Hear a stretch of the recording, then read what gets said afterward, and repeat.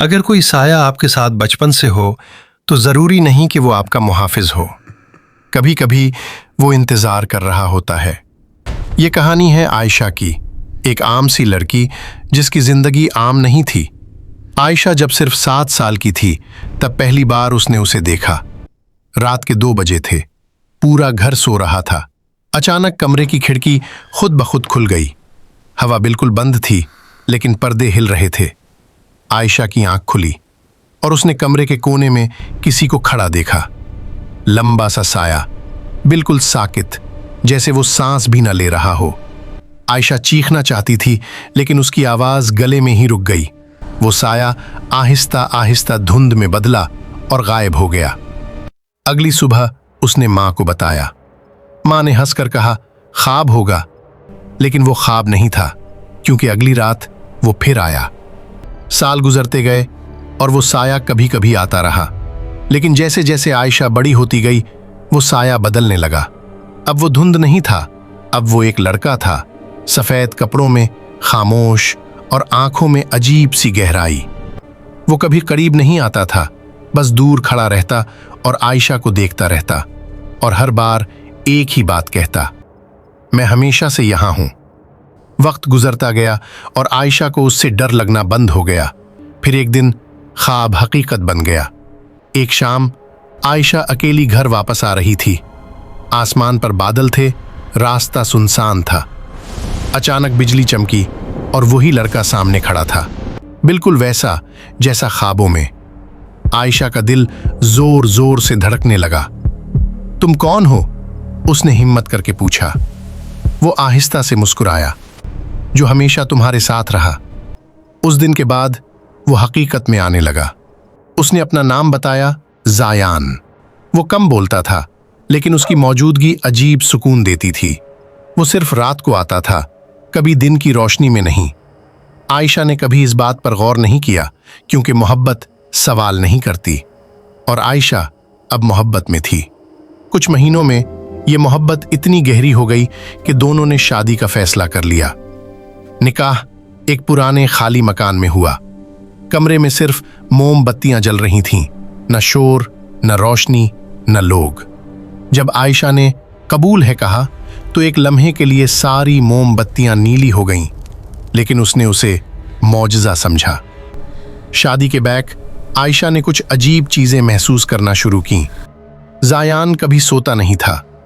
وہ رات بھر جاگتا رہتا تھا اور اندھیرے میں بیٹھا رہتا. کبھی کبھی وہ دیوار کو دیکھ کر مسکراتا رہتا. ایک رات عائشہ کی آنکھ کھلی تو اس نے دیکھا زایان چھت کے قریب کھڑا تھا، زمین پر نہیں، ہوا میں. عائشہ نے آنکھیں ملیں تو وہ واپس زمین پر تھا. اس نے سوچا شاید وہم ہے. پھر کچھ مہینے بعد عائشہ کو پتا چلا کہ وہ ماں بننے والی ہے. اسی دن سے گھر کا ماحول بدل گیا. آئینے پر خراشیں آنے لگیں، رات کو سرگوشیاں سنائی دیتیں اور عجیب خواب جہاں سیاہ آنکھوں والے لوگ اسے گھیر لیتے. ایک رات وہ نیند سے جاگی تو اس نے زایان کو دھیمی آواز میں کہتے سنا، وقت قریب ہے. عائشہ نے پوچھا کون سا وقت؟ وہ مسکرا دیا لیکن جواب نہیں دیا. پھر وہ رات آئی جس نے سب کچھ بدل دیا. باہر طوفان تھا، بجلی کڑک رہی تھی. اسی رات بچے کی پیدائش ہوئی. جیسے ہی بچہ دنیا میں آیا پورے گھر کی بجلی چلی گئی. کمرہ اندھیرے میں ڈوب گیا. چند لمحوں کی خاموشی کے بعد بچہ ہنسا. ایک نوزائیدہ بچہ ہنسا. دایا کے ہاتھ کانپنے لگے، وہ پیچھے ہٹی اور بے ہوش ہو گئی. عائشہ نے بچے کو سینے سے لگایا اور پہلی بار غور سے دیکھا. ایک آنکھ عام تھی لیکن دوسری میں ہلکی سی سرخ چمک تھی. عائشہ کا دل بے چین ہو گیا، لیکن ماں کا دل خوف کو ماننے سے انکار کر دیتا ہے. اس نے سب کچھ نظر انداز کر دیا لیکن خوف ختم نہیں ہوا. بچے کی پیدائش کے 3 دن بعد زایان غائب ہو گیا. نہ کوئی آواز، نہ کوئی پیغام، صرف دیوار پر انگلیوں سے لکھا ایک جملہ، میں وعدہ نبھانے جا رہا ہوں. عائشہ ٹوٹ گئی. دن ہفتوں میں بدل گئے لیکن زایان واپس نہیں آیا.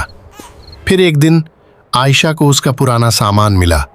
اس میں ایک تصویر تھی لیکن تصویر دیکھ کر اس کی سانس رک گئی. तस्वीर में वही चेहरा था, लेकिन तस्वीर बहुत पुरानी थी, कम से कम 50 साल पुरानी। आयशा ने गांव के एक बूढ़े शख्स को वो तस्वीर दिखाई।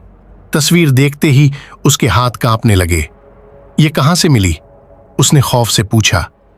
ये मेरे शौहर हैं, आयशा ने कहा। बूढ़े का चेहरा सफेद पड़ गया। ये तुम्हारा शौहर नहीं, आयशा की आवाज लड़खड़ा गई। तो फिर कौन है? बूढ़े ने आहिस्ता कहा। ये हर 50 साल बाद आता है, एक लड़की चुनता है और वारिस छोड़कर चला जाता है। आयशा के कदमों तले जमीन निकल गई। ये क्या है? उसने सरगोशी की। बूढ़े ने आंखें झुका लीं। जिन। उस रात आयशा सो नहीं सकी। वो अपने बच्चे को देखती रही जो खामोशी से उसे देख रहा था। फिर अचानक बच्चा मुस्कुराया।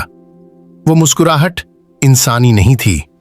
और फिर बच्चे ने पहली बार बोला, अम्मी। वो आ गए। इसी लम्हे कमरे का दरवाजा खुद ब खुद बंद हो गया। आईना जोर से टूट गया और दीवारों पर साए हिलने लगे। कमरा ठंडा हो गया, सांस लेना मुश्किल। आयशा चीख पड़ी, जायान, तुम कहाँ हो? अंधेरे से आवाज आई, मैं हमेशा यहीं था। धुंध आहिस्ता आहिस्ता जमा होने लगी और उसमें से जायान जाहिर हुआ, लेकिन वो पहले जैसा नहीं था। उसकी आंखें मुकम्मल सियाह थीं और उसके पांव जमीन से ऊपर थे। आयशा के आंसू बहने लगे। तुम इंसान थे ना? वो मुस्कुराया। मैं कभी इंसान नहीं था। आयशा की दुनिया टूट गई। जायान ने बच्चे की तरफ देखा और आहिस्ता कहा, यह हमारा बेटा है, दोनों दुनियाओं का वारिस। बच्चा हंसा और उसकी दोनों आंखें सुर्ख हो गईं। अचानक कमरे में शोर गूंजा, हवा तेज हो गई और सब कुछ धुंध में डूब गया। आयशा ने चीख कर बच्चे को पकड़ना चाहा, लेकिन देर हो चुकी थी। धुंध छटी तो कमरा खाली था, न जायान न बच्चा। सिर्फ दीवार पर एक जुमला लिखा था, जब वो बड़ा होगा वापस आएगा। कहते हैं आज भी उस गांव में एक औरत रहती है जो रात को सोती नहीं। वो खिड़की के पास बैठी रहती है और अंधेरे को देखती रहती है। और कभी कभी वो कहती है उसे बच्चे की हंसी सुनाई देती है, क्योंकि कुछ कहानियां खत्म नहीं होती, कुछ मोहब्बतें दो दुनियाओं के दरमियान फंस जाती हैं।